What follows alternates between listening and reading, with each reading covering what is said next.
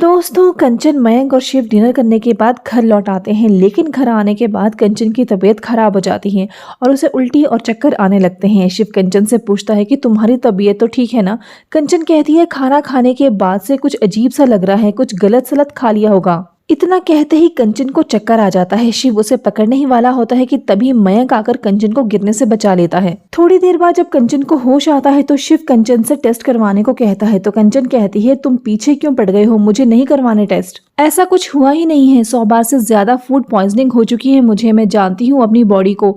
इन doctors को पैसे बनाने के बहाने चाहिए होते हैं, बस थोड़ा सा कुछ हुआ नहीं तो 2-3 हजार के टेस्ट ले लेते हैं। शिव कहता है कि पता नहीं इतनी क्यों बहस कर रही हो तुम। इतने में मयंक कंचन के लिए नींबू पानी लेकर आता है, तो कंचन को परफ्यूम की स्मेल आती है और मयंक से कहती है कि कैसे स्ट्रॉन्ग परफ्यूम लगाया है तुमने, और फिर से कंचन को उल्टी आने लगती है। शिव मयंक से कहता है कि सुबह से समझा समझा के थक गया हूँ इसे, उल्टियां पे उल्टियां कर रही है लेकिन टेस्ट नहीं करवाएगी, एक काम करो तुम ही समझाओ अपनी बहन को। ये कहकर शिव वहां से चला जाता है। तभी कंचन वापस आती है तो मयंक कंचन से हॉस्पिटल जाकर टेस्ट करवाने को कहता है।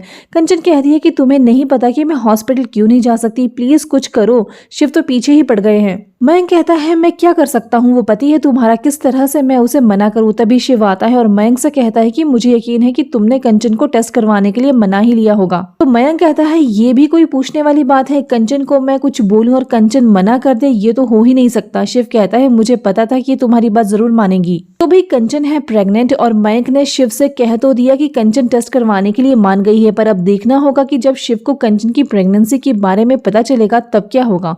जानने के लिए देखते रहिए नीमा डेंगजॉ पर असर की अपडेट्स के लिए सब्सक्राइब करें हमारे चैनल टेली क्लब को।